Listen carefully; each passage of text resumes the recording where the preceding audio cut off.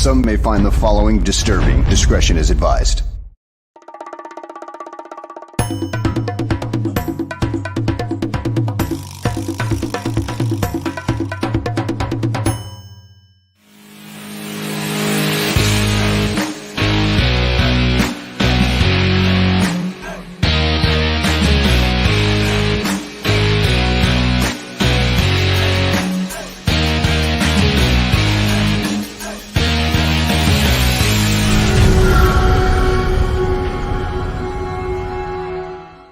Welcome, everyone, to another episode of GTF Gabriel Talks Football. My name is Aldo Gandia. This is the first of two live shows today at 7 p.m. It'll be Bears Country Podcast with Mr. Shorty, and Nomad is going to be on the show. So the two of those guys will be taking over Bears Country Podcast tonight, and so you should watch that because those two guys know their stuff and are two ardent fans.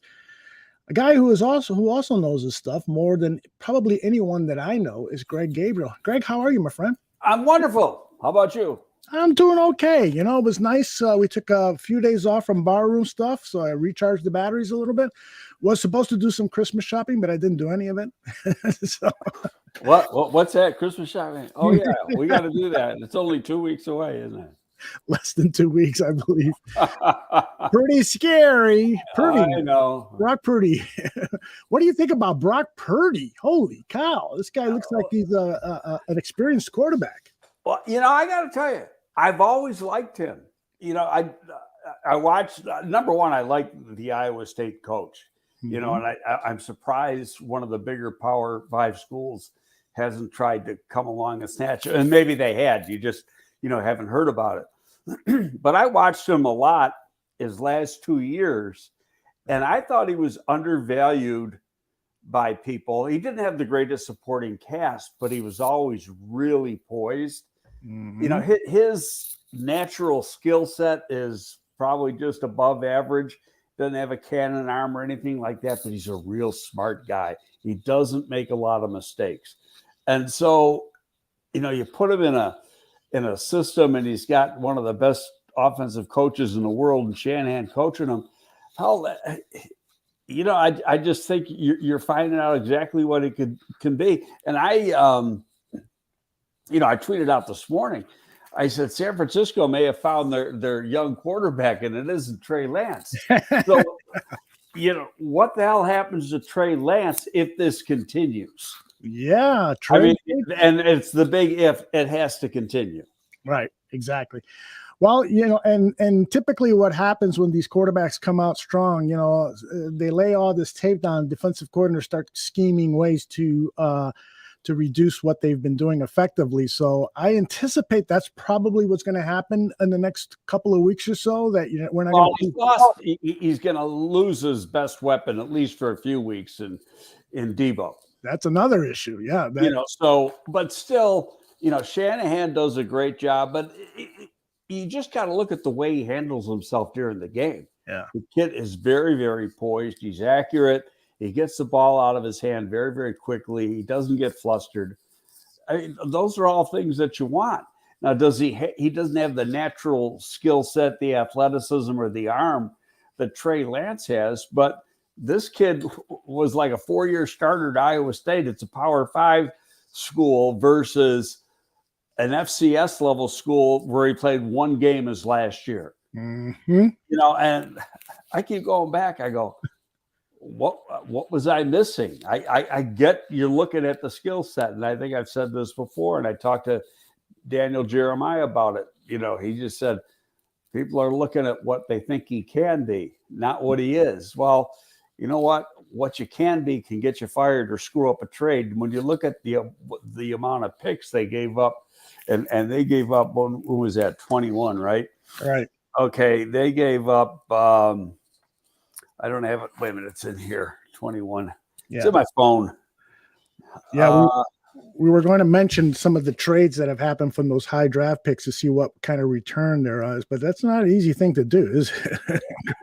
San Francisco traded its first-round selection, or San Francisco to Miami traded its first-round selection overall to San Francisco, exchange for first, the 12th overall, a 22nd first and third, and then there's one other one here, and a 23 first.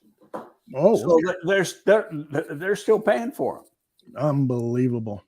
Unbelievable. That's not a good return on investment so far. And no, not at all. Yeah, you think about all of the draft misses that Lynch has had over at San Francisco, and it's amazing that they have such a good team. I mean, the year when Trubisky came out, they picked up the linebacker from Alabama. They with the first round pick, they took Solomon from Stanford, and he was a total bust. Yes, and then later in the first round, they picked up that linebacker. A lot of people were, I'm forgetting his name, but a lot of people were thinking. Well, he had some off-field issues. Exactly. It's just they've had some misses, and yet they've got maybe the best defense in pro football. And you get a hot quarterback and the best defense, they could go long in this playoffs. Oh, absolutely. What about your Bills? How did they do yesterday? They beat the Jets in Buffalo. Cold, wet day. It was raining in the first half. Mm-hmm. And, I get a text from my daughter. She goes, I'm freezing my ass off. I can't keep. She goes, I finally got good boots. My feet are fine. My hands are frozen. Poor daughter. And then they got this Saturday night, they have Miami. Mm-hmm. And they're supposed to have 1 to 3 inches of snow. Oh, man. So I said, you better find some gloves, kid. Yeah, that's going to be a great matchup. The Dolphins and Bills. And if there's 1 to 3 inches of snow, the Dolphins aren't even going to show up. Yeah, come on, you get a team from down there, go up north, and it's only going to be like 30 degrees. It's not going to be that cold. Mm-hmm. But you got the snow on the field, and 30 degrees to somebody who's been in Miami all that time is going to feel like it's 0. Yep. I was surprised that Miami only mustered up. I was actually trying to see the score from yesterday's game with the Chargers, but they had, I think, 17 points. I was surprised that's all they mustered up, given all the injuries the Chargers defense had yesterday. But maybe the Dolphins are not quite as good as we thought they were. Well, it was a road game. They had to travel out. This is a tough part of their schedule. They had to go from Miami out to L.A. Yeah. Play at night. Mm-hmm. Back, so they get to Miami early this morning. Then they got a short week and got to go up to Buffalo and freeze their ass off. And play on Saturday night instead of Sunday. Yeah, everybody has a bad schedule at some point or another in their. And I just read before I came on, Buffalo clinches the AFC East with a win over. And the worst, clinch the AFC East, and the worst they could do is be the 3 seed by winning against Miami and then beating the Bears on Christmas Eve. Oh, well, those are 2 givens there. I'm not going to pretend that the Bears have a chance against the Buffalo Bills. All right, let's talk about the Chicago Bears. I wanted to focus some of our energy here today on the offensive line. And I know some of this might be repetitive because over the last several weeks, you've mentioned a few things regarding the line. We've looked at some players, but I want to relook at particularly Alex Leatherwood, because if Leatherwood does pan out and he shows, surprisingly good play in these last few weeks, if he gets back on the field, because Eberflus today said it's all based on practice, but if he plays well, then something that you've been saying for the last several weeks is that you think that there should only be maybe 1 new offensive lineman acquired with a high draft pick or big free agency dollars. Is that fair? Right. And I'm going to put a little caveat into that. I'm assuming that they like Patrick the same way they liked Patrick when they signed him. Mm-hmm. And that the injuries, they signed him to be a center. His tape the last 2 years at Green Bay playing center was outstanding. And, they gave a pretty good chunk of change. I don't think they're ready to give up on him yet. Now, maybe they are. And we're going to find that out during the offseason. It's not like if they wanted to give up on him and take the cap hit, they could easily do it. It's wasting money, yes, but they could do it and easily afford to do it. But I'm just thinking that, the reason why they signed him in the first place, and then the injuries took effect this year, and then he had to play a different position than they wanted to play because of some of the other injuries, that he just wasn't given, I don't even want to say a fair shake. He just wasn't put in an optimum position to succeed. So that being said, I still think he's the center next year. And then it's okay, Cody Whitehair is going to make a lot of money next year. Do you want to keep Cody Whitehair or do you move on? Cody Whitehair is playing pretty good football. It's not that he stinks. And we've seen what Tevin Jenkins has done. Braxton Jones, I think, is going to be nobody's going to change my mind that he's not going to be a quality left tackle in this league. So now the big question mark is the right tackle. And Borum, obviously he's hurt right now, but he just hit the wall. And if we're honest, the guy, you had expectations based on the way he played last year. You thought that he'd grow this year, and to me, he's just leveled off. And so he's a backup at best. And then is he a backup that can get you out of a game? And I'm not even sure he's a backup that can get you out of a game. And because Riley Reef playing the last few weeks has totally outplayed Borum. And then last week, Leatherwood gets 10 or 11 snaps. He didn't play bad. He didn't play great. He didn't do anything wrong, put it that way. But I don't think, in just watching those 10 or 11 snaps, I don't think he played the position as good as Reef played the position. Okay. And now, is that a fair comparison? No, because it was only, like I say, 10 or 11 snaps. And I'm going back to what I've been saying for weeks, is that I'm not so sure that he's really a true right tackle. That he played the left side. I keep repeating myself. I know he played the left side in Alabama. And I just think he might be better off on the left side, and that means he's not going to be the left tackle because Braxton Jones is the left tackle. And if people disagree, they can disagree. I mean, chime in if you want. But can he compete for the left guard position, or do they say, he's good enough to be the right tackle, that it was, his first time playing on the right side, and that's why he was struggling with the Raiders or whatever. But it's not really costing him anything. They got it's costing them the salary portion of his contract. There's no, and so if they cut him, there's some cap hits, but they don't get, because of where he was taken, there's guarantees, but the signing bonus and all that was paid for by the Raiders. The Raiders took that hit. So if he doesn't pan out, it was an expensive waiver claim, and that's it. Yeah. Well, it's funny that you mentioned Borum maybe playing some guard, because I didn't say Borum, I said Leatherwood. Oh, okay. Leatherwood at guard. I think Leatherwood is a left guard. He struggled playing right tackle. Yes, he did. Okay, for the Raiders. Played 10 or 11 snaps last week. Didn't play bad. Didn't play great. Didn't play bad. He was vanilla. Whether he is the right tackle of the future, I can't answer that. I don't think any of us can. I don't know if the coaches can. No one, you'll find out over the course of the next few games by the number of reps he gets. Yep.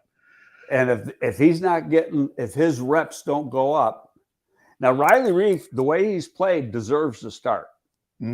So you can't pull him out, but at least you can split time. Now, this is part of the interesting thing. There's a clause in Reef's contract, and I don't know what the percentage is, but if he plays a certain percentage of plays, he gets a huge bonus. Yes, he does. So, and that comes out at the end of the year. So, they could cut his play time just so they don't have to pay the bonus. Yep. Well, last night I started looking at some Raiders tape to take a look at Leatherwood's performance at right tackle. And boy, oh boy, did I run into a number of plays where it was almost comical what was going on to him. Take a look at this play. He's at that right tackle. He wore number 70 with the Raiders. And so I think that's number 90 up against him, but he's got to pick up number 31 and watch what happens here. It is just Olay, and that is just not good technique. Take us through that. What's he doing wrong besides everything? Well, I got to look at it a little bit here and see it's slow. He's looking inside. Mm-hmm. The 31's already starting to come back across his face, and Leatherwood's not anticipating that. Right. So he's still got his weight on the outside, not ready to come back to the inside. Right. And so he's late reacting to it. Yeah. But see, some of that is you go back and you watch him at Alabama, right, where he's playing left tackle, and see if you ever saw that. And I'm going to tell you right now, you don't see it. Now, granted, it's against college guys, but still, hey, they stunt in college. He's got to do certain things. He graded out really well at left tackle for Alabama. So I just keep going, that's maybe the left side is his natural position. It's putting your left hand on the ground, your left foot's back when you're in the stance, and everything switches. Now, for a lot of people, it's easy and they can do it. But for other people, it's like turning everything around, and they just can't adapt as easily. Mm-hmm. Yeah, you're right. I mean, it would be interesting to see him at guard, because one thing that he, in this Raiders tape, that he was really good at was run blocking. It was the pass blocking where it seemed over and over again he was having problems.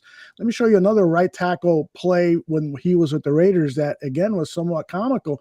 It's as if he gets shot here. You see what happens to number 70 right off the line. He just falls flat on his face. He's overextended. Okay. And now go back. Okay. He trips over the shoe of the guard. Oh, look at how good you are. It took me 20 times to notice that. See, he's bringing the guard's right foot. Yes. Borum's bringing his left foot, and he hits the right ankle of the right guard, and then he goes over. Yeah. And this past game, when he saw the 10 snaps, he did well. There's no doubt about it, but he did get a lot of help. And it was very, very carefully planned plays that they gave him. One of the good plays that he had, he was on the field for that bomb to EQ. Let's take a look at it here. He's number 72 on the right tackle. Pretty good extension there. Holds off. Now there at the end of it, he keeps his back straight. Now here's what I don't like, and you saw this a lot, is that see his body position right there? Yep. Where he's got his chest, he's bent over at the waist. Yes. Okay, now you watch a really good. Okay, look at Braxton Jones on the left side. Okay. Look at his back. Yeah. It's straight. Right. Okay, so when you get in that position like that, now in the next step he straightens out a little bit, but you want to be straight right from the start, because what happens is you get off balance and overextend it. Now there he straightens himself out and he handles the bull rush right there. But that's the one thing I noticed watching the tape, is that when he starts off, and I don't know if you got any more clips. I got one more. Got that little bit of waist bend at the beginning. Yeah. And that is correctable, because, again, you go back to the Alabama tape and you don't see it. One thing that I saw with him with the Raiders, and happened once with the Bears, is that sometimes it appears like he falls asleep and gets a late jump on the snap. Take a look at him here again, number 72 at right tackle. Yep. So how late he was? It's like, wow, what are you thinking here? Just very late start. And But overall, he did well, and there's some room for improvement. Hopefully, he has a good week of practice because I'd love to see him out there for another 10, 20 games. Do you think it's too soon to have him play an entire game? I can't say that because I'm not watching practice. And if you compare Reef's play to his play, Reef played better. Yeah. Okay, so I'm not against giving him reps, Mm-hmm. but my opinion, he's got to earn it. You can't hand him anything. Mm-hmm. This is a guy that you've kind of torn down. It's like the Bears team. You've torn down the team, and now you're trying to rebuild it. Well, now you're trying. In the case of Leatherwood, you're trying to rebuild a player, Mm-hmm. but he's got to earn everything he gets. Yeah. Don't hand him a thing. Richard Long says, isn't it valuable? Yes. Isn't it valuable maintaining Leatherwood and Jenkins on that right side for teamwork and not move them around? I mean, we've seen a lot of moving around of offensive linemen here in Chicago Bears history. Wouldn't it be better just to stick him, whatever he's going to play this season, stick him at right tackle and see how he does with Jenkins? Well, again, you got to earn it. Mm-hmm. And they still want to win some games. I think it's important for I get it. The draft people want them to lose everything, and finish 3-14. And so the worst case scenario is they got the second pick in the draft. Mm-hmm. And if Houston wins 2 games, they have the first pick because Houston has that tie. Mm-hmm. So I get that. But from the standpoint, if they lose the rest of the games, they're going to have a 13-game or 12-game losing streak or something like that. Mm-hmm. That sucks to go into the offseason like that. You got to have something to help your mind build and look forward to playing. Mm-hmm. You got to have some success. What do you think about what J2K says here? Is he's got a working theory that our starting offensive line next year is already on the roster and 0 upgrades will be made in free agency or the draft. What do you think about that? Well, that's a possibility. If it's me, I'm going after a quality right tackle because they got the money they have. Mm-hmm. And we've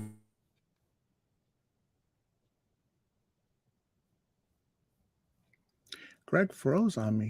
At San Francisco, both of these guys are going to be free agents if, in fact, they don't get franchised. I mean, that's the big question: who gets franchised, who doesn't, or get transitioned, or whatever, Mm-hmm. or do they re-sign with their clubs? So those are Conklin is the guy at Cleveland. Those are guys that I go after first. Somebody said to me on Twitter, the Kansas City right tackle, and I think he's very, very average. He's the weak link on the Kansas City line. Mm-hmm.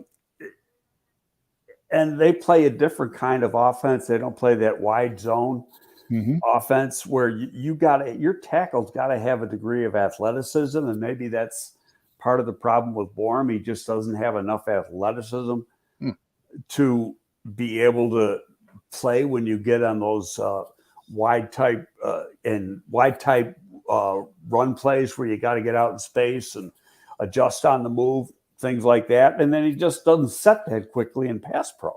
Okay. Sometimes he gets beat right off the set.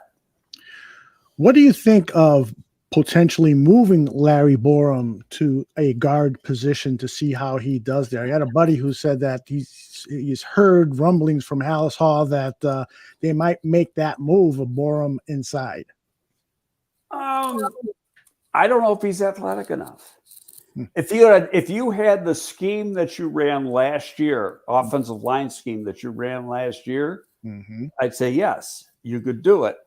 I don't know in this scheme where there's a premium put on athleticism that he's the athlete to do it. I guess I'm on that stage where you got to prove it to me. I want to see him do it. Yep. I want to see him have to get out in space and play. He doesn't show that he's able to do it at tackle, and he'd have to do it more at guard. I do agree with J2K that this offensive line, and really, you're the one that introduced the thought into my mind several shows ago when you said, I don't think that there's going to be an overhaul of this offensive line. I think a lot of these players have potential. You start with Braxton Jones. I mean, this guy to me looks like a left tackle, and he's just going to get better and better, which is nice to see. Here's the roster. This is from the Bears website. Here, the two rows on the left and center are who is currently active: Larry Borum, J. Tyree Carter, Dieter Iceland, Tevin Jenkins, Braxton Jones, Alex Leatherwood, Mustafa Reef, Schofield, and Whitehair. Kellen Deesh and Michael Nisi are on injured reserve. Kramer and Patrick are on injured reserve, and those two top guys are on the practice squad. Would you like to see Dieter Iceland and J. Tyree Carter play some snaps this season before we call it quits for 2022? Well, Dieter Iceland has played some snaps. Mm-hmm. And I'm repeating myself. I realize that, from previous shows. But this guy's been around for 3 years, and he's had an opportunity for 3 years to jump into a starting spot, and he hasn't been able to do it. Mm-hmm. So, I think he is what he is. He's a backup. Mm-hmm. And, sometimes as fans, the best players on the team are the backups because you don't know how good or bad they are until they have to play. The guy that interests me is Carter. Mm-hmm. And only because, he played tackle at Southern University, tackle in a guard's body. He is extremely athletic. Now, I think we've talked about this before, too. This guy was a point guard on his high school basketball team at 260 pounds. That's right. And not only was he, wasn't because he knew how to dribble and he could pass. This guy had lower level D1 offers to play guard in college. Wow. Okay, so mid-major offers, and that's fact. So you got to have some sort of athleticism to be able to get those offers. Mm-hmm. And he's strong as an ox, but I thought it was very, very raw. Morden held his own at the Senior Bowl. And I think this is like a learning year for him. And he's another guy that could, we're going to find out after the season, what the thinking is. Can you bring up their cap stuff? Because I don't have, or I can go into it too. Oh, I can do that. Give me a second. No, and do they, I think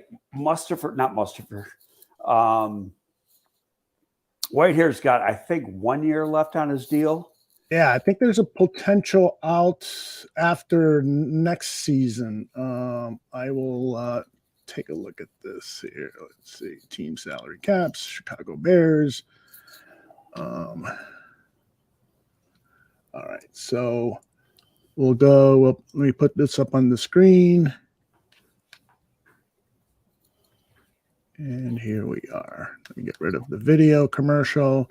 There's Cody Whitehair. Let's go full on him, see what his contract status is. Another commercial. Somebody wants to sell us some feminine hygiene stuff. Yeah, it's pretty small. Okay, but I'll read it to you. So there isn't a potential out. 2023, he's got $8 million in dead cap money, a cap hit of $14 million. And in 2024, the last year of his contract, it's another $4 million in dead cap and a cap hit of $13 million.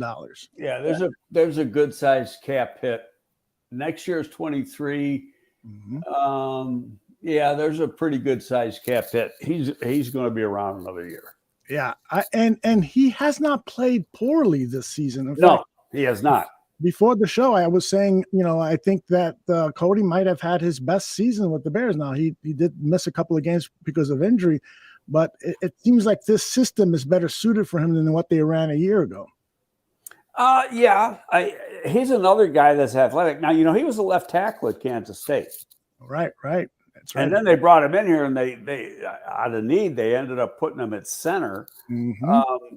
But, you could say the same thing about him, because he's played some right guard too, but he's played better on the left side than the right side, and he was the left tackle in college. you could say the same thing about Leatherwood as we're saying about Whitehair, that, put him on the left side and he's going to be that much better because that's his more comfortable side. Mm-hmm.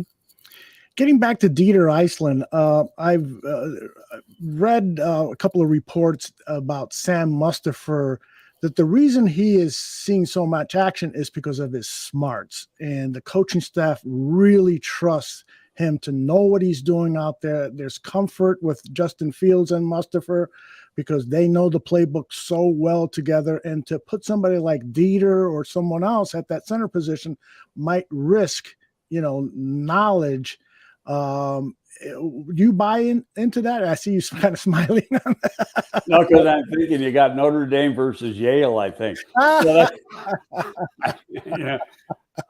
He went to an Ivy League school. I don't remember if it was Yale or not, but I think it was Yale. So, I mean, yeah, they're both smart kids, but the center is the glue of your offensive line, right? And you're not going to have a good cohesive unit unless you've got a smart center. Mm-hmm. He's got to make the line calls. He's like the conductor. Yeah. Okay. He does a lot of the dirty work. He doesn't get the notoriety unless you're like an Olin Kreutz who, will kill anybody. But he's the guy. Mm-hmm. And so everything runs through the center. Now, there have been cases where I've seen because the center just can't do it, where a guard makes the line calls. But I think it's a lot more difficult because the center is literally in the middle, and he comes up and he's got to see things. He's got to be like a quarterback as far as his ability to process. Mm-hmm. Yep.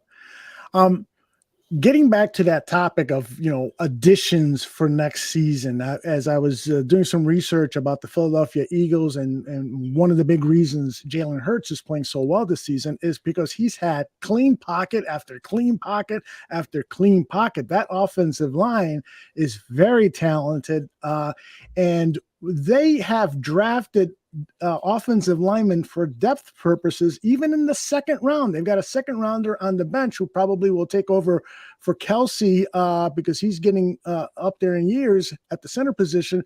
But that they have devoted a lot of resources to the offensive line. And that's the only thing that keeps me from thinking maybe we won't spend resources on offensive linemen, and instead Poles will want to create lots of. Well, you got to get lucky, and they got lucky. Like there's the Australian kid who's playing, what's his name, Mataolo or something like that. Yeah, he's got a weird name. Yes. Yeah. Okay. He's from New Zealand or Australia, and he was either a late round pick or an undrafted free agent who really had never played football, but was a freak athlete.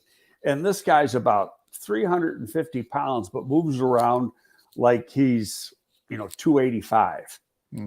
And once he learned the game, took a little while for him to learn the game, a couple of years, the guy's just awesome.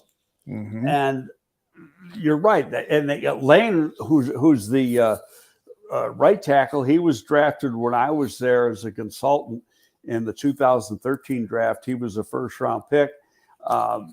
And he was drafted to play left tackle, but they had Jason Peters at that time, and then he was going to eventually replace Jason Peters. But Peters, he's still playing. He's 41 years old, and Lane's turned into one of the better right tackles in the league. And they've had quality people. They've had the same center forever, and he's an undersized guy. He's only like 285, 290 pounds. Wow. He's a lot smaller than some of the centers, but really strong, very, very smart, knows how to use his hands, is a very good leverage player, and their guards are always good. So, and they got a great line coach. They've had the same line coach going back, 13 was his first year. So, and he's one of the better ones in the business. J2K says that this is a really good year for centers in this draft. He writes, I would love us to draft one, but my gut tells me Poles will not. This is... Okay, let me ask. I'll ask him a question. Where are you going to take the center? and versus what other need. That's the thing. There's so many needs. There are, and I agree with them. There are a bunch of good centers, and the best one is from Flossmoor. He's from University of Minnesota, but he's from down from Homewood Flossmoor area. John Michael Schmitz. Yeah. He's a son of a bitch now. I love it. He's got that nasty disposition that we all love to see out of our centers, because that's how Olin Kreutz plays. A little older. He'll be a 24-year-old rookie.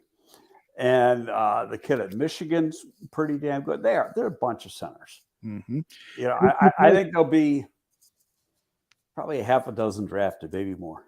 J2K says target a center in the 4th round. We have 2 picks there. So in a 4th round, you're looking at guys like Joe Tittman from Wisconsin, Brett Nealon from USC, maybe Ricky Stromberg from Arkansas. Highly unlikely the kid from Michigan, who Tony the Pod Boss thinks is the best center out there. I won't even attempt to pronounce his name, but highly unlikely. Timmy. I don't have his name right in front of me, but I think, Timmy. Yeah. But he's a grad transfer for the University of Virginia. Okay. But those centers, man, are very appealing, very appealing. And boy, I forgot who was it that said, that in this Poles scheme, you draft offensive linemen and you go left guard, center, right guard in order of preference or need or whatever. Your thoughts on that? Do you build from the inside of the offensive line out? I'd always take a tackle over a inside player. Mm-hmm. But if I have my tackles, then I'd go an inside player. Now it depends. I mean, it's all relative, Aldo, in that who you're looking at versus who. Yeah. Sure. So it comes, and a lot of times, some of your guys, Roger Saffold, who's been playing forever, he's the left guard for the Bills now. He was drafted to be a tackle, started off as a tackle, and then got moved inside. There's a lot of guys that are really good guards that were tackles in college. Mm-hmm. Yeah. Cody Whitehair, another example. Yeah. And there's a lot of centers that were guards. Mm-hmm. In college that you just, you change the position. Mm-hmm. Well, for a quarterback like Justin Fields, who utilizes his legs and his mobility so well, do you need offensive linemen with special traits for a quarterback like that, as opposed to a traditional drop back quarterback like Brock Purdy, for instance? No, it gets down to what your blocking scheme. And in this particular blocking scheme, go back to last year, and Juan Castillo was the offensive line coach. The type of system he was teaching, he wanted girth. He wanted big guys. Mm-hmm. He wanted guys up 330, 340. Like Borum, give you an example. Borum was 350 when he played at Missouri. Mm-hmm. Dropped down to about 330 something for the combine. Then 320, I think, is what he was when he got to camp. And I remember that, the coach says, he's too small. I got to get him back up to about 335, because that's what he wanted. Mm-hmm. But you're not going to play those guys unless they're extremely athletic, aren't going to play in this system. Look at the guys that they drafted. All of them, every single guy broke 5 flat in the 40. Wow. Of the 3 offensive linemen that they drafted, they're very, very athletic guys. And so, and the reason they're doing that is because of the scheme they're playing, and they got to play out in space. So you're doing it with a little smaller, more athletic guy. Doesn't take away from the fact that you still got to be strong. Mm-hmm. But you want guys who can play in space. Mm. Have you had a chance to take a look at Blake Freeman, the kid from BYU, the big right tackle? No, I haven't looked at him yet. Yeah, I keep hearing good things about him. Tony, the pod boss, obviously likes him, so we'll be taking. If he went to BYU, how old is he? 27. I'm not making fun of you, Tony. Don't worry. But most kids who come out of BYU are a little bit older because they go on a mission. Yep, that is very true. Richard Long must be as old as I am because he is reminding us that Jim Finks built that Super Bowl championship team from the 80s with first-round offensive linemen. Things have changed in the NFL, but I think that's still a good philosophy. I adhere to it. I'm always going to get the grunts first. But I go back, though, but what's more important right now, I think there's some good young players on the offensive line. They just got to develop and learn how to play. See, a lot of fans, they see what they see, and I'm trying to say this the right way without criticizing because I'm not. They want instant gratification. Sure.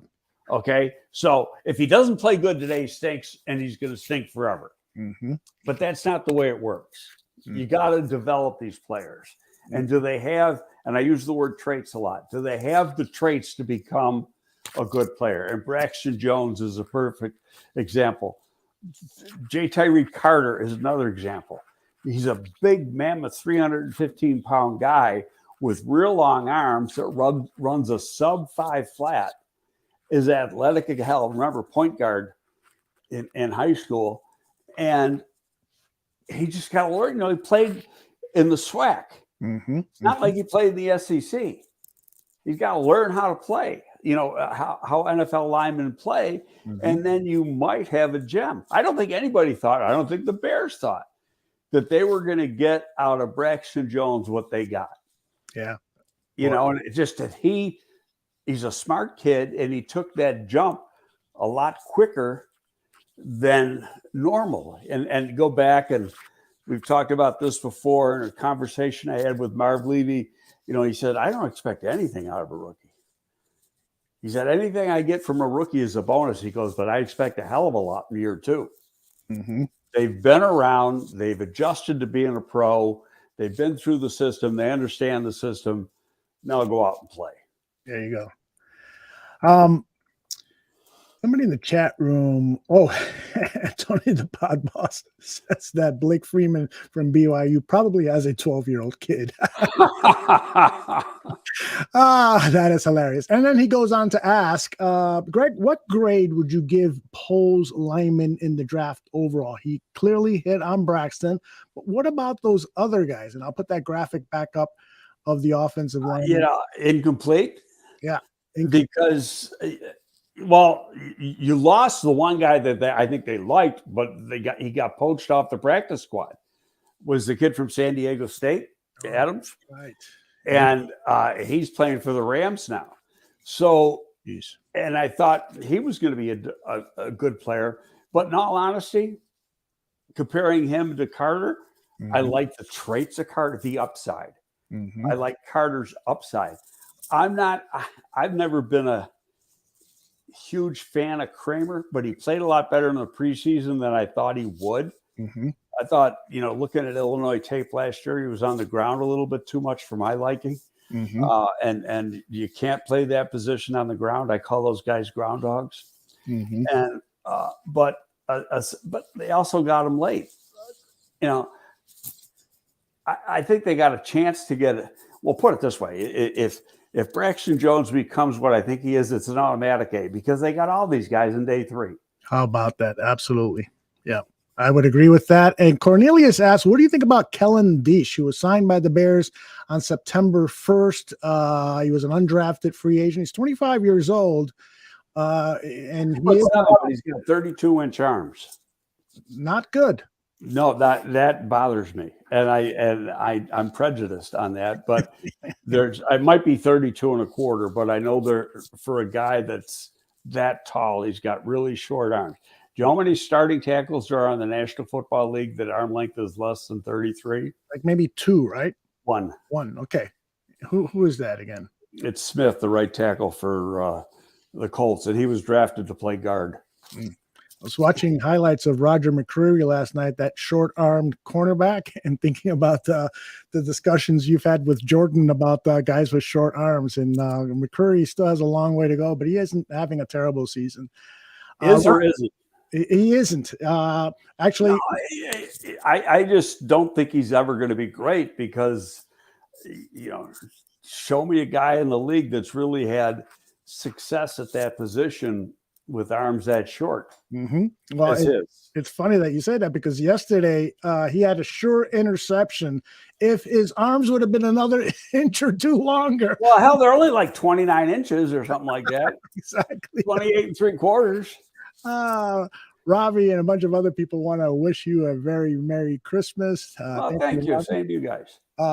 Okay, and I had another question here. Oh, no, I lost it. But all right. Anything else regarding this offensive line that you'd like to share with us in terms of the players we already have, or what we might be seeing in the offseason in terms of strategy, or anything that comes to mind that you'd like to say? I mean, it includes offense or defense, but we start seeing things. Everybody starts, I want to see the Bears draft this. I want to see them draft that. Well, can't say it enough. The draft and free agency go hand in hand. What they're going to do in the draft is going to be a direct reflection on what they did in free agency.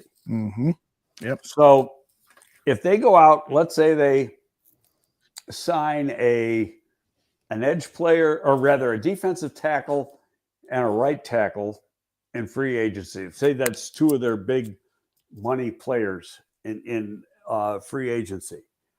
Well, chances are, unless he's taken, they'd go Will Anderson if they're still picking two. Now, that's assuming that Houston picking one doesn't, and that's a big if. Everybody thinks that Houston might take a quarterback, and they need a quarterback, but they also got another one. And so they could use that other one to either move up to take a quarterback or whatever. So they might take who they deem as the best player. They could take Carter, because he's a big three technique. And somebody said to me last night in a tweet, well, what do you think Lovey will go for? And I go, Lovey's not going to have any say in it. It's all going to be Nick Caserio. And then, another a beat writer here, he said, well, that's assuming Lovey still has a job. He could be one and done. And I said, yeah, I understand what you're saying. I said, but is Nick Caserio going to get away with firing two minority coaches after 1 year? Ooh, he'd get a lot of crap. Yeah, I just don't see it happening. I mean, he brought in Cully last year. Cully's one and done. He elevates Lovey.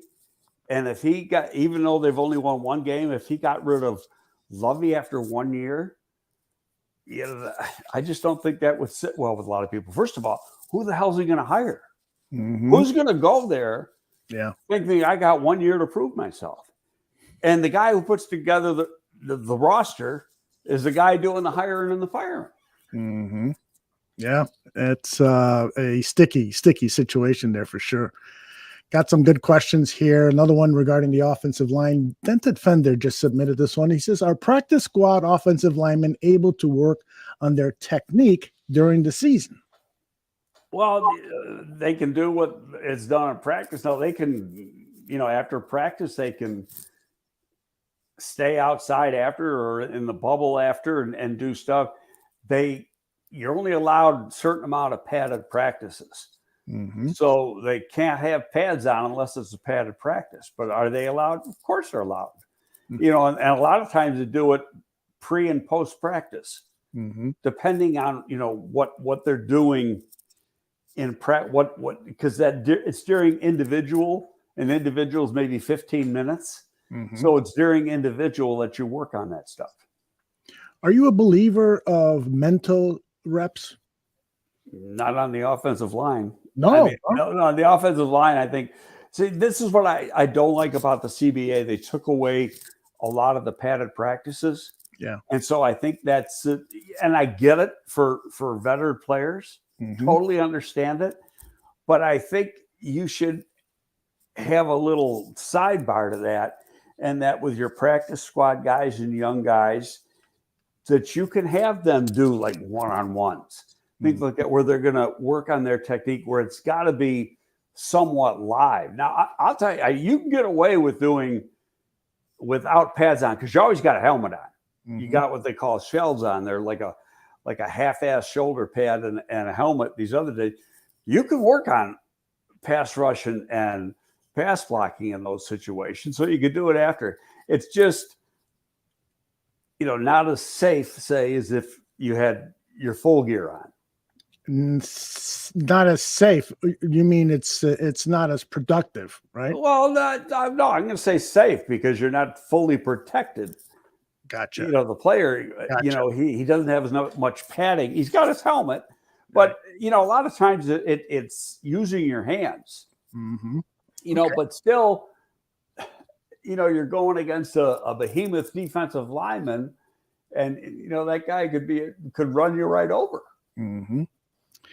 Tony asks, should there be an NFL practice squad jamboree to help those guys get better during the season? And I was actually thinking the same thing as Greg was responding to this question. It seems like the CBA and NFL owners should establish something where they are really helping these players, these third, fourth tier players, to see if they can develop skills that will get them to the second or third. The CBA favors veteran players. Everything in it is for the vet. Mm-hmm. Okay, and it really hurts the young developing player. Mm-hmm. But who's the union care about? They don't care about the young developing player. They care about the vets. Yeah. And so it's you put together all these rules in the CBA that really prevent development. Mm-hmm. So you got to find your way to work around it. And yeah, you can have all these things, these jamborees and everything. Now, I'll tell you what the ideal thing to do with some of these guys would be. And like when I was working in New York and here, for the most part here, not the whole time, is we had NFL Europe. And you could send guys over to NFL Europe to play. Mm-hmm. And they should work out. And when I was working in the XFL, I'd be talking to NFL execs. We wanted to have some sort of agreement, but then the pandemic came along and kind of screwed things up. Mm-hmm. But where the NFL could send us some young guys, and our season is early enough, it's over in May, so they still got time to rest. Yeah. Before where the XFL start or the USFL starts later. Hell, they're done in June. There's like 3 weeks between their championship game and the NFL, the start of NFL camps, where ours was 2 months. Mm-hmm. Yeah, there needs to be a whole level of rethinking and redesigning the off-season programs that would, in a way that would benefit some of these new players to the league, so that you can have a pipeline of qualified players to come in when there's injuries to the veterans. What the answer is to that can be debated for hours. Well, it's if you're going to ask the union to do it, they're not going to do it. It's just not going to happen. I mean, they've restricted it. When I was working for the Giants, and even when I started here, but here was a little later, the off-season program started in the end of February. Mm-hmm. Mm-hmm. Okay, well, now when's it start? It starts like 2 weeks before the draft, mm-hmm. week before the draft. And it's like 6 weeks long. So you're expecting your players to do it on their own, and most of them will. If they don't, they shouldn't be playing, because they don't have that will to be a great player. Don Burr, our resident Detroit Lions fan, wanted to get a comment from you on the Lions offensive line and just how great they are. And I have to agree with him. That is a damn good offensive line. Well, they got a bunch of high picks sitting on that line. That's right. And one of them is a good pass catcher. Did you see that replay of Penei Sewell catching a pass on fourth? Well, no, Sewell's an athletic guy. Oh, another guy was a left tackle and in college is playing right tackle. Mm-hmm. It was a really entertaining play. He was in motion, and nobody followed him because they were all, who's that fat guy in motion? I hate Detroit. You hear that, Don? Not their cars, though, right? You like their cars. Well, I don't know if their cars are that good anymore either. We tell it like it is here. All right. Tony the Pod Boss with another great question. Do you think the Bears should draft or sign a better blocking tight end to assist the offensive line? It's funny because I've been doing mock drafts as my way of getting acquainted with some of the players in this draft. And there are some really good blocking tight ends available in this draft. There's probably a few. I don't have any off the top of my head. Mm-hmm. I know I've done a few that can. Put it this way: if a guy can block, he's worth his weight as gold. But they sign that guy off the Jets practice squad. Yeah, and that guy's pretty damn good blocker. In fact, that's what his job is. Mm-hmm. He's a freaking blocker. Mm-hmm. And Cole Kmet's a pretty good blocker. I mean, we can't complain about the ground game. Hell, they're running 175 yards a game. That's right. You know, so the tight ends are doing a good job blocking. You know, if you're saying, well, you get a big Y and then you can get Cole Kmet and line them up outside, you know, that's not what Cole Kmet's role is. Right. He's not that move tight end. Right. He's a Y, and he can be very, very effective as a Y. Mm-hmm. Tony points out Darnell Washington from Georgia. Yeah, he's a big guy. He's like almost 6'7" and 270. But I think Washington's going to be a move guy when he gets into the league. Yeah, he's like a power forward. Okay, interesting.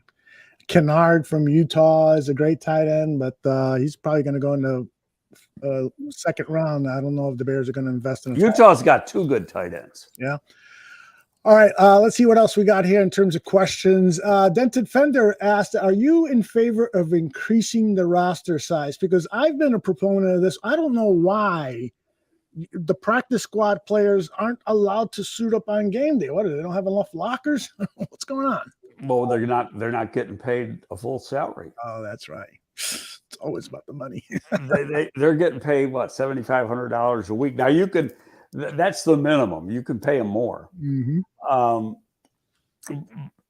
But generally speaking, whatever I don't know what the figure is anymore because it goes up every year. Mm-hmm. But they're making them $200. If they're there for the full season, they're making $200 and some odd $1,000, I think, which, you know, isn't a bad hunk of change. Mm-hmm. I mean, we'll take it.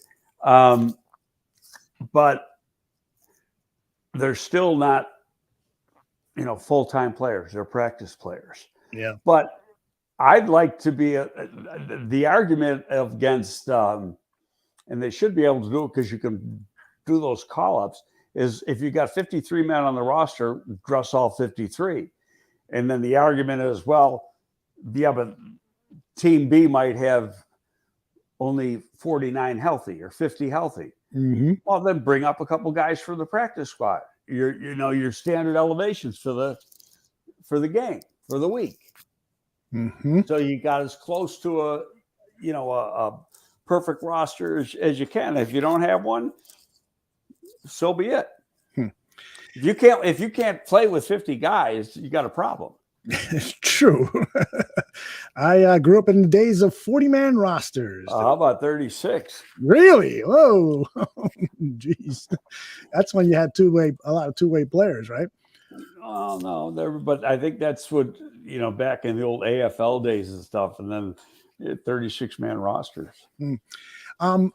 Ravi, getting back to this topic of mental reps, Ravi added to that with this question thought: would virtual reality training help offensive linemen? Because we've seen that a lot when Trubisky was here with the Bears. He did a lot of that virtual reality stuff, and he claimed that it helped him. Didn't help him yesterday in Pittsburgh when he threw 3 interceptions, but that's a different story. I saw 2 of them. I didn't see the third. Yeah, the third one was just as bad as the other ones. How about Roquan got one of them? He got number 2. Oh, my gosh. And Roquan had a nice game yesterday. Yeah. What do you think about this technology of virtual reality? You think that can help offensive linemen perfect their skills? Not really. And I'm not downplaying. I think where quarterbacking could be really good, mm-hmm. but offensive lineman is about, first of all, you got to have the natural traits, and part of that is flexibility. if you can't bend your knees, you might get by for a year, but it's going to catch up to you because you just don't have the flexibility. So you got to have flexibility in your body. You got to have the size. You got to have the girth. You got to have the power, and your power is in your lower body, which means you got to have, be strong through your hips and thighs. Obviously strong in the upper body too. You got to be able to use your hands. Well, none of that is going to come about in some sort of virtual setting. So it's a lot of work that you got to do on your own, or even with a coach during the off season, as far as getting, your footwork right, your sets right, your stance right, how what's the word I want? Your posture. Okay. Right. Because remember saying Leatherwood is bent like this, and you want them more like this, and learn to keep your hands. You want to punch from the inside out. There's a lot of guys you see with their hands out like this. Oh boy. And in fact, it reminds me of a story we're watching. This is when I was working with Jerry, and we're watching offensive linemen, and there was a guard. No, it was a tackle we were watching. And on every play, he'd set, and his hands were out like this. And then he'd bring it, and he goes, doesn't know how to use his hands. Mm-hmm. And it's like that one play you said. I said, no, look at his left foot tripped over the right foot of the other guy. Yeah. You got to look for the other thing. I said, Jerry, look at everybody else in the line. Every single guy was doing that. All 5 of them. So they're being coached wrong. Right. It's, so it's like, what the hell is the guy teaching them? So now if you got your hands like this at the start, right away, you're exposing your chest to a defensive lineman. Mm-hmm. And that means he's going to rule you. Mm-hmm. One of the things that I noticed about Leatherwood's Raiders tape is that a lot of times he had his hands low. So when you get up out of that stance, do you want your hands like around? Yeah, you want to be ready to hit. You got to have him, right, in position. Like you don't want a guy who's got his hand, and my camera isn't wide enough angle to show, but you don't want a guy have to go like this and then go like that. It takes too much time. You got to be concise. That you're coming out of your stance and you're punching. Yeah. And you want to punch right in here. And you get your thumbs up underneath the pads in here, and you hold the shit out of them. And you're not going to get called if you do it inside like that. It's just if he turns and tries to turn away, then they'll call you. Love it. Love it. Love it. Okay. So more questions here. Jimmy has an interesting question because I know you've done some research into this. He says, what would you trade as compensation for the overall 3rd pick? So let's say right now the Bears, if the season ended, they'd have the 3rd pick in the draft. What do you think would be a good return on that 3rd overall pick? Well, as I said off the air, I went through going back to 2014 on all the trades. Mm-hmm. And first of all, before you can have a trade, and this is what people got to get in their mind. Oh, yeah, we got to trade the pick. You're going to make a fortune on picks. You've got to have a partner. You have to have a buyer. There's got to be somebody who wants to move up to get somebody. Yeah. And usually it's a quarterback. Mm-hmm. And right now, you can't tell. You can tell me who probably the top 3 quarterbacks are, but I can guarantee you that we can go to every team in the league and say, who's your top 3? And the order is going to be different by all of them. There's no consensus top quarterback. Okay. I think from a lot of people that Stroud would be number 3, but number 1 could be Young with some people and could be Levis with other people. And Stroud might be number 1 for a couple teams, but it's Levis is kind of like the Trey Lance thing. It's what we think he can be. That you put Levis at Alabama or you put Levis at Ohio State. What kind of numbers would he put up with that supporting cast versus what he had at Kentucky? Yeah. Yeah. And so, and then you look at Young, and the downside on Young is that he's got marginal size. Mm-hmm. And like Kyler Murray's not even 5'10". I guess he's listed at 5'10", but he might not be that tall. but he's a pretty stocky guy. Where Young is pretty small. He's probably 190 pounds. Ooh. and 5'11" and a half. So is he going to survive? So until happen, like at this time of the year, so first week of December, a couple years ago, were you hearing that Trey Lance was going to go in the top 3? No.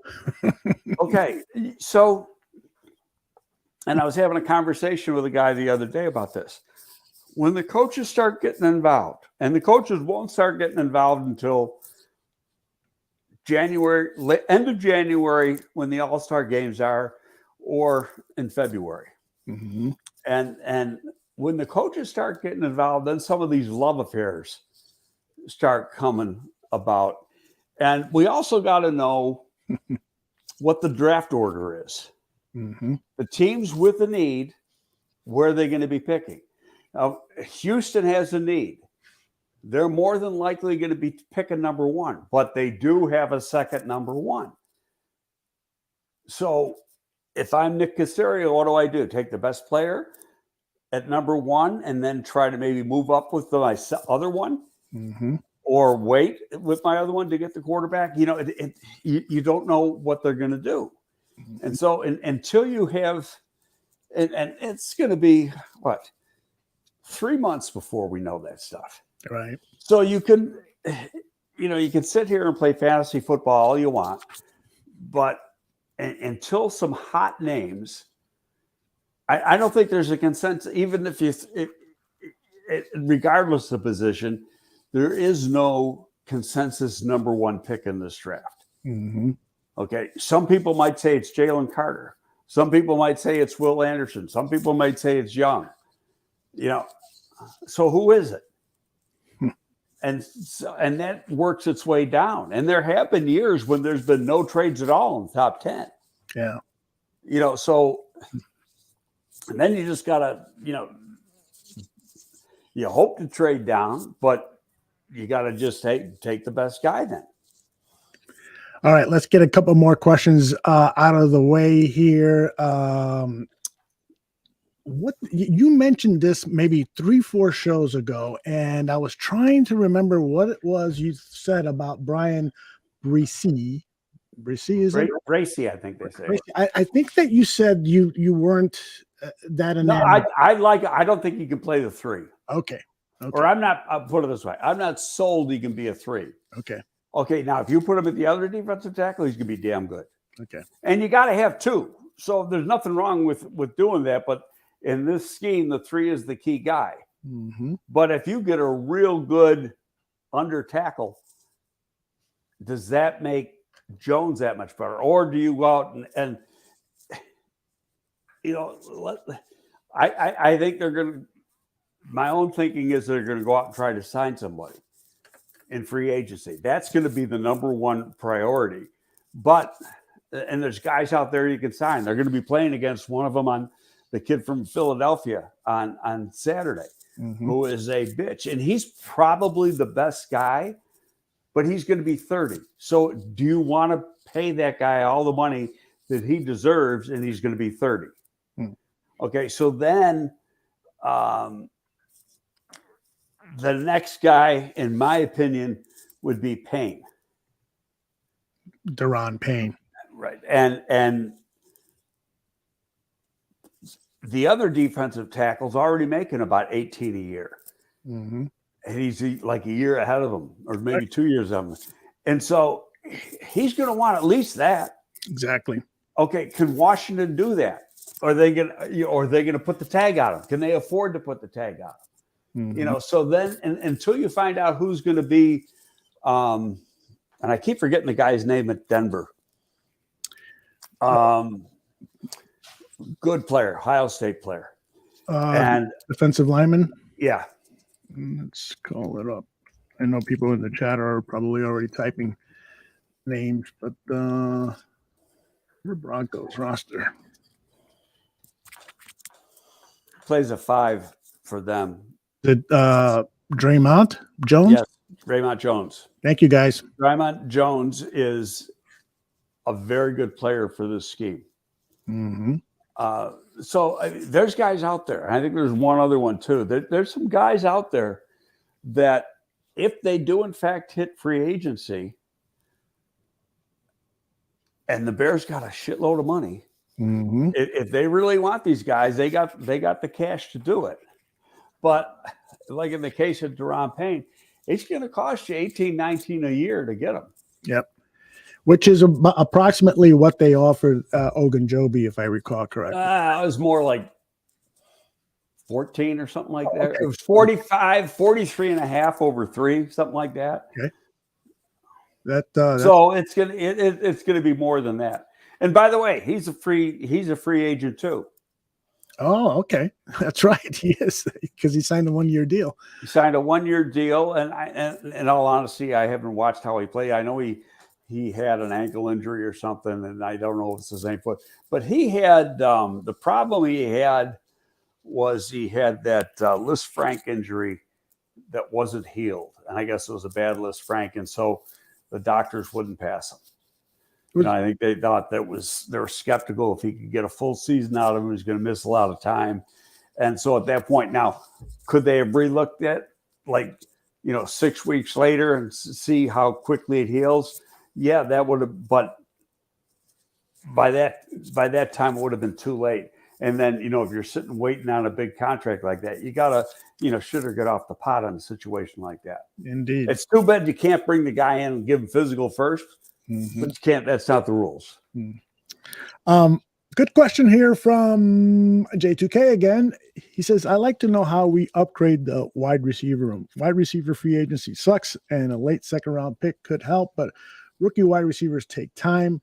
Who do we re-sign and who do we target? We could devote an entire show to this. Off the top of your head, do you think that it's possible that the Bears could draft a wide receiver early if it's one of these wide receivers that you think could be a plug and play guy?" I personally don't think they draft a guy before the 4th round. A wide receiver because of the Claypool acquisition. Yeah, that's your 2nd round. And so they've already used a 2nd round pick. Exactly. I think, you noticed how, like last game, they were spreading the ball around, and you took away, Mooney was out, so Fields was forced into spreading it around a little bit more, and instead of focusing on Mooney, and guys were getting more targets. And I know there's people concerned about Claypool. I'm not concerned in the least because I know how difficult it is to learn the system. And once you get acclimated to the system, he'll be fine. And he got probably his most snaps and his most productive game in the last game. So I think in these last 4 games, hopefully the weather will be decent enough that they can, throw the ball, even though they're playing some damn good teams down. The next 2 games are Philadelphia and Buffalo. So 2 teams I wouldn't be surprised if they're playing in the Super Bowl. Yeah. So you're right. It very well could be that in the Super Bowl. It'd be nice to see what these receivers do in these final games, assuming that Justin still stays healthy. And then you're going to, because they're really, it's only been 3 weeks that they've been healthy, the whole group. And so then you're going to really get a better idea of what they can do, and you don't want to make it until you get all the information. You don't want to,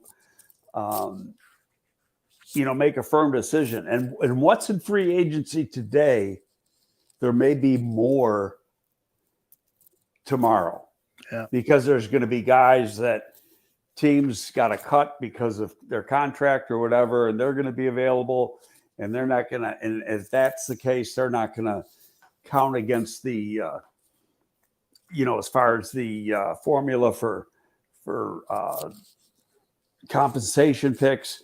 And regardless, the Bears aren't going to get a comp pick this year. Next year with all that money to spend, there's no chance they're getting a comp pick. No way. So but still, there could be a bunch of guys out there that aren't on the street now or not scheduled to be on the street now that we haven't even heard of yet. Indeed.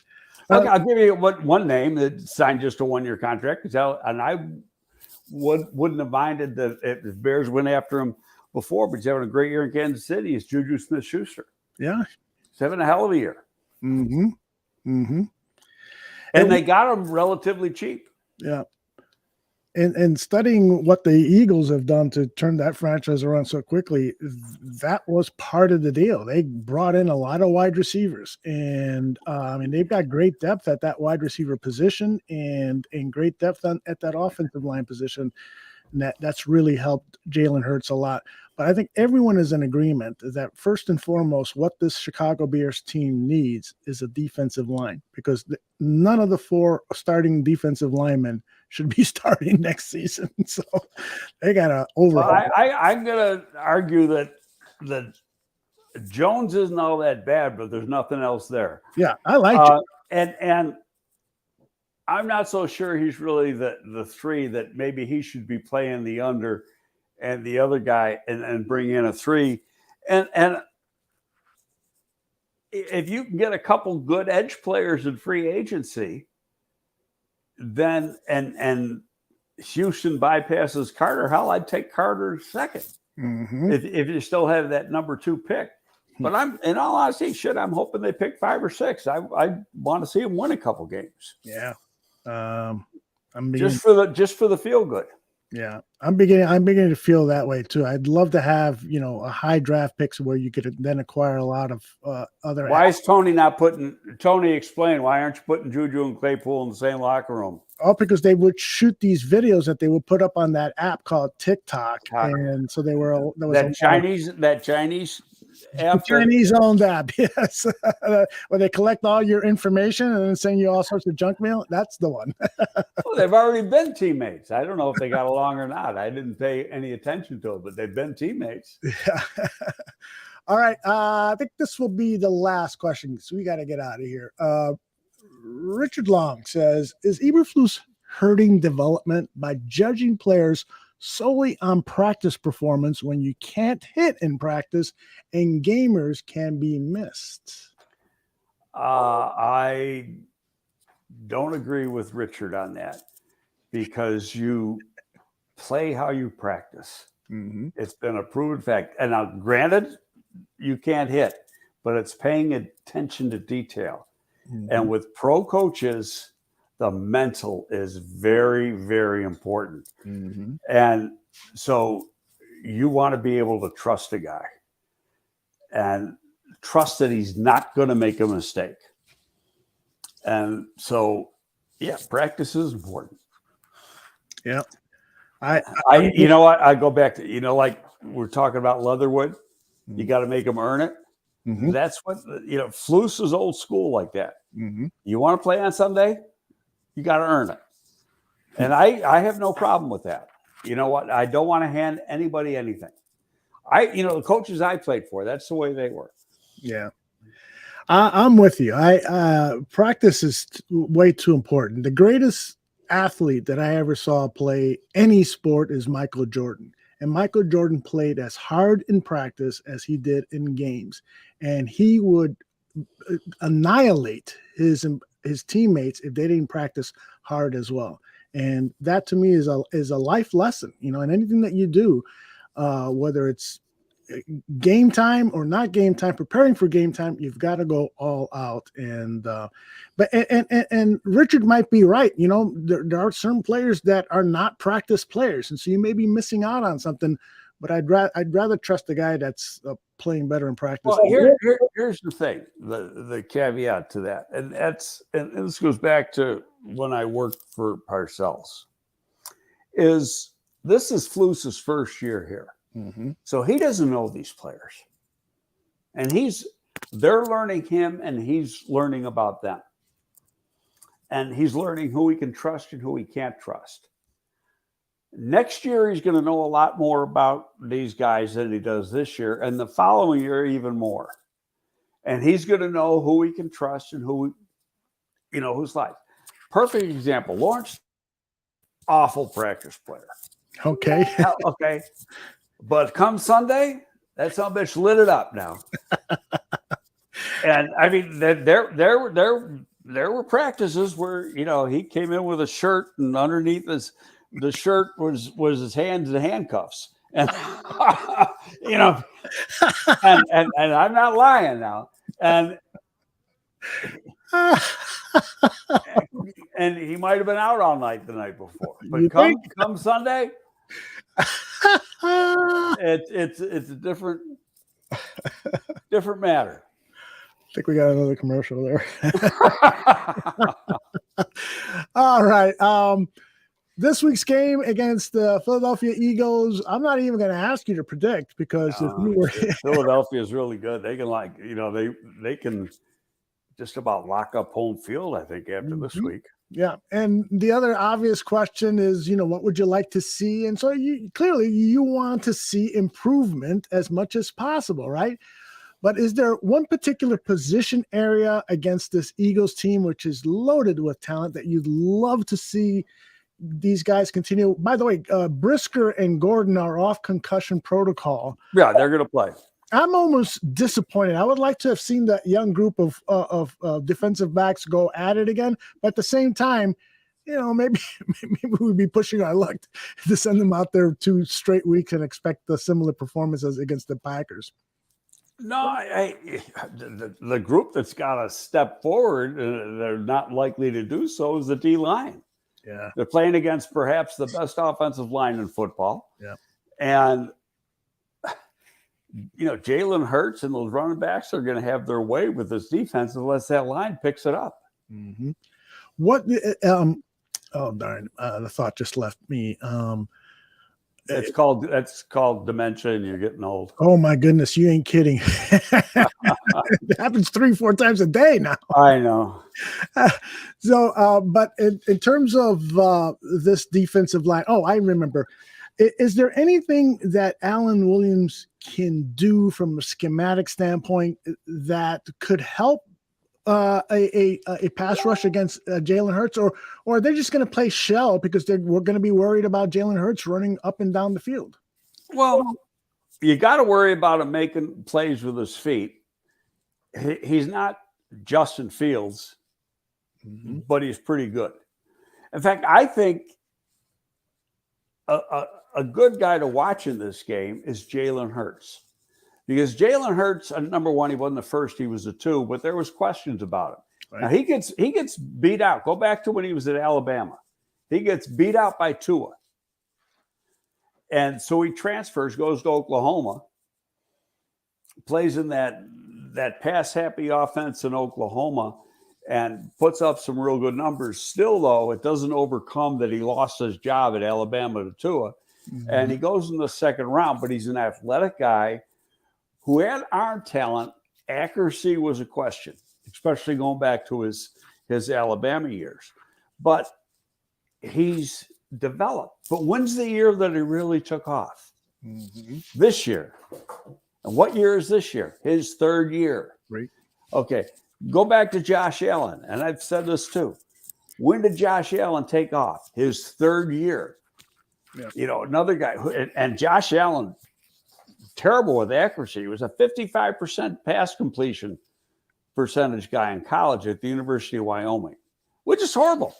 Absolutely horrible, especially in that offense. So I think that, we've seen Justin come a long way this year. And I thought in the last game, except for the interception, he probably had his best passing game as a Bear, and he was getting the ball out of his hand quick. So I think that that's continuing to – he's continuing to grow, and he's going to continue to grow as long as he stays healthy. But, we got to get some more players around him. And really, the players – the offense is playing good enough to win games right now. Mm-hmm. You can blame the defense or the offensive line all you want, but I mean, like 5 games in a row, they put up over 25 points or something like that. And you put up that many points, you should win. but the defense has got to start stopping some people, and they're not going to stop do it this week. And the sure as hell aren't going to do it next week against Buffalo. Yeah. Well, it's going to be a fascinating game. Do you anticipate that we'll see more run design plays for Jordan Fields than we did a week ago against Green Bay? He had the bye week to get that shoulder even stronger. No, I think it's going to be what's there. He's going to do, and he's going to hit the ground and try not to take the big hit. I think I think it'll be. There's going to be plays, but it's not going to be the number we saw a month ago. Interesting. I think they just got to protect him a little bit until he gets through the offseason on that. That's my own thinking. Could I be wrong? Sure, he could carry the ball 20 times. Yeah, I doubt that'll happen because I secretly think that they're looking forward to losing, although I shouldn't say that. No, they never. That's out of their DNA. They're not looking forward to losing. I just believe that Ryan Poles would love to have that second or third overall draft pick. He'd love to win, but I know deep in my heart that he wants more draft assets. And you're right when you say you got to have a draft partner or trade partner, but if you've got that second or third, you got the pick. At least it gives you maybe the opportunity to trade back. Mm-hmm. But again, there's got to be people the teams want to go up and get. Yep. And willing to pay a lot. And the price will be high. To get to number 2, you pay.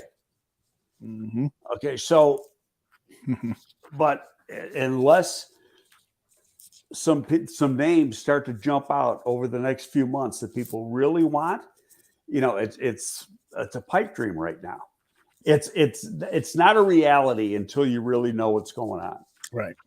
This I think J2K better captures my thinking. Poles really doesn't need to tank. The lack of talent on the team will do that for him. And I think that was what Poles did. He designed it. When you trade away Khalil Mack, Robert Quinn, and Roquan Smith, it's by design that you're reducing the chances of victory because you're setting up for 2023 and beyond. Yeah, and I don't disagree with you, although when you listen to Flus talk in his pressers, he's always accentuating the positives and work on technique and this and that and how to improve your game and the little things that you need to develop in order to become a winner. And he never hits on the negatives. Mm-hmm. That's right. He did it again today, although he was. I know. He did it again. He was honest about the Claypool situation, saying he still needs to learn this playbook. I'm paraphrasing how he said it, but he still has a ways to go to learn the playbook, which is, of course, reasonable to be acquired in the middle of the season. You're not going to pick up the entire playbook, so it's going to take some time. But no, I told you what I was told the day they made the trade from somebody who's been in this offense for 8 years. It'll be next year before he's real comfortable in this. Yep. That's when we will see Claypool being Chase Claypool, the guy I desired for the Bears to draft when he came out. Instead, the Bears picked Cole Kmet, and there's no problem with Cole Kmet. I'm glad to see him playing well. And I'm super glad both of those Notre Damers are playing the same team. Greg, another outstanding show. You've got so many followers, but listen to this one. This is probably the best comment. Tony says, this is without doubt the best show out there. I really know football, but Greg, you shouldn't include me on this, but Greg humbles me with real football knowledge. Thank you, Tony, for including me on there. I know what you meant. You were just being polite, Tony, by including my name on there. Greg, you're the absolute best. I'm already looking forward to next week's show. We'll be in touch during the week, and let's go Bears. Let's get Sounds good. Bye-bye, everyone. See you later. Bye-bye.